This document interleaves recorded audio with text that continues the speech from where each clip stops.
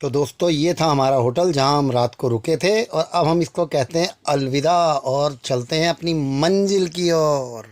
तो good morning जी, good morning from. रुको रुको, मैं बताऊंगी। बिलासपुर सिटी, हिमाचल प्रदेश।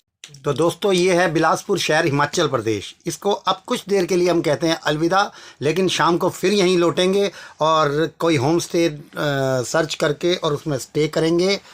लेकिन एक बार बच्चों से पूछ लें कि उनकी क्या प्लानिंग है आज की।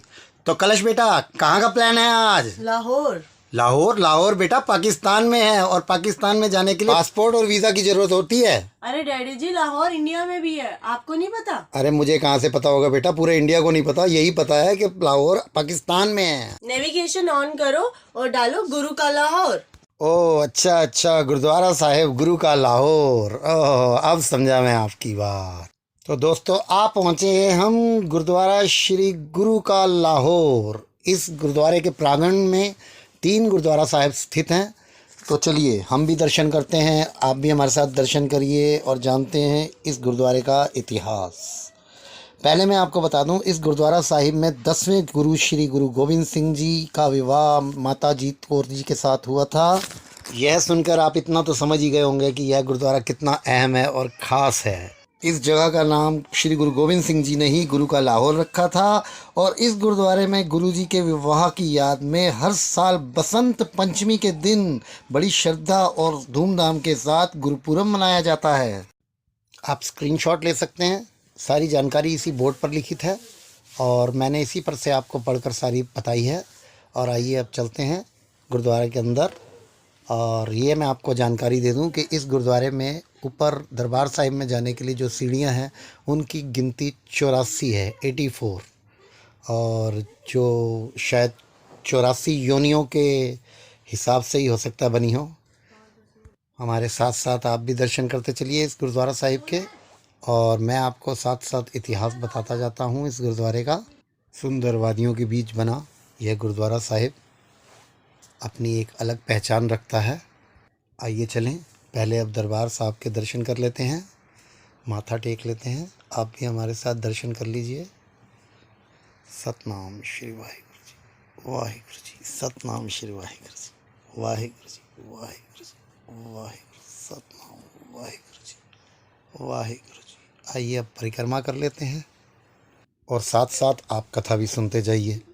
लाहौर निवासी हरजम जी ने श्री गुरु गोविंद सिंह जी के पास अपनी सुपुत्री का रिश्ता भेजा, जिसे गुरु गोविंद सिंह जी महाराज ने स्वीकार कर लिया। लेकिन उन्होंने बारात लेकर लाहौर आने में असमर्थता जताई और माता जीत कौर जी के पिता श्री हरजम जी थोड़ा निराश हुए।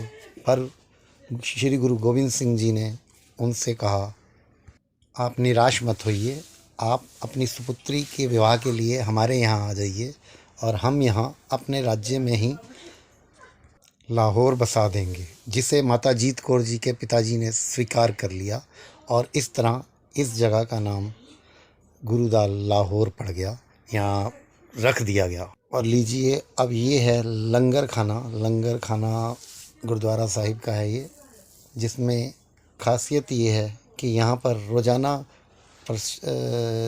प्रसाद में कड़ी ज़रूर बनाई जाती है।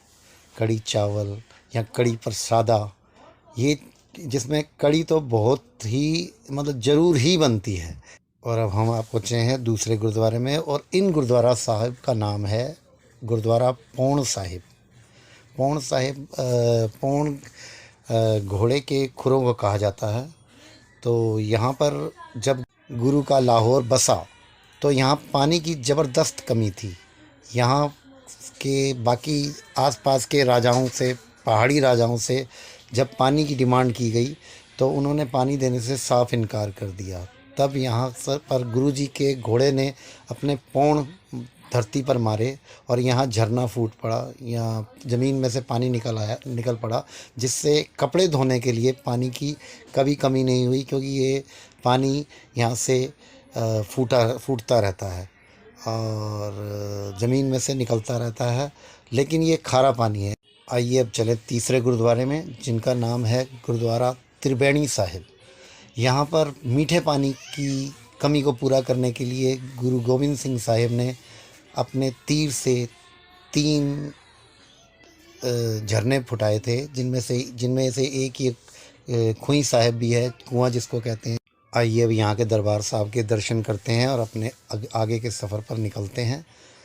चलिए ये दर्शन कीजिए दरबार साहिब के, और अब हम निकलते हैं अपने आगे के सफ़र पर। हम अब जा रहे हैं यहाँ से गोविंद सागर झील, जो यहाँ से लगभग 12 किलोमीटर है, और ये 12 किलोमीटर का सफ़र हमने लगभग 45 मिनट में पूरा कर लिया और हम पहुँच गए नैना देवी वन क्षेत्र में। भाखड़ा नंगल डैम की परियोजना जो है गोविंद सागर झील में।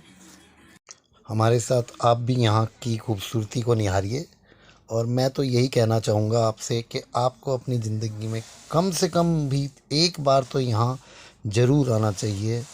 और बहुत दिल खुश जगह है, पूरे पैसे की वसूली है यहाँ आकर।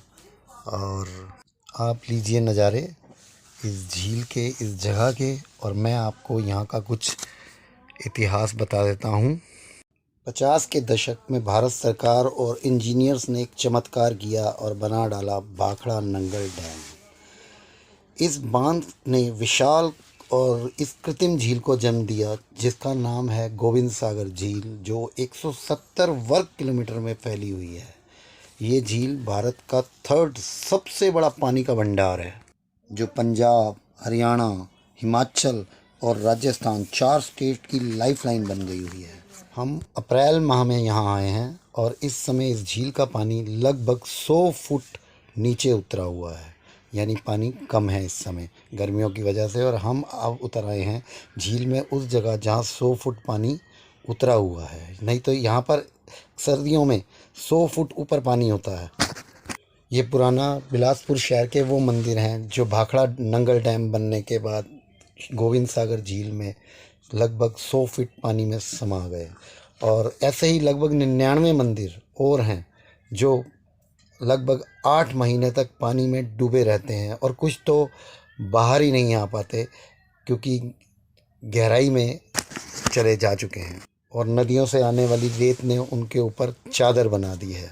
लगभग 70 सालों से पानी में डूबे ये मंदिर हर गर्मियों में बाहर आ जाते हैं पानी उतरने के कारण। और इनके अभी तक बने रहने का कारण यही है कि ये पुरानी शैली में पत्थरों को कैंची की तरह जोड़कर बिना सीमेंट, बिना किसी रेत बालू के बनाया गया है, और जोड़ फंसा कर इनको पत्थरों को एक के ऊपर एक लगाकर और पूरी नक्काशी कर बनाया गया था। भाखड़ा डैम के बनने पर पुराने बिलासपुर शहर को अपनी बलि देनी पड़ी थी। आप हर गर्मियों में यहाँ इन मंदिरों को देखने के लिए, दर्शन करने के लिए आ सकते हैं, और यहाँ आने पर कभी कभी आपको ऐसे नज़ारे भी देखने को मिल सकते हैं। एक बार देखिए ज़रा, यहाँ झील में, पानी में, और पानी से बाहर क्या हो सकता है। तो थोड़ा बच के और हम यहाँ से अब निकलते हैं, क्योंकि कहते हैं कि सावधानी हटी और दुर्घटना घटी। तो हम चलते हैं अपने होटल की ओर। गहरी काली रात है और हमें अभी 12 किलोमीटर का सफ़र तय करना है। आपसे निवेदन है कि गहरे पानी वाली जगहों में, नदियों में, झीलों में जहाँ भी जाएं थोड़ी सावधानी के साथ जाएं, पानी में ना उतरें ऐसे जल्दी से। पहले आसपास पता कर लें, क्योंकि ख़तरनाक जानवर भी हो सकते हैं। धन्यवाद। आपने ले लिया होम स्टे की बुकिंग? हाँ बेटा, वो तो मैंने टाइम से ही कर ली थी। टाइम से पहुंच जाएंगे हम। बस 15 मिनट का रास्ता है, सिर्फ 15 मिनट्स ओनली। सफ़र जारी है हमारा और चलता रहेगा लगातार।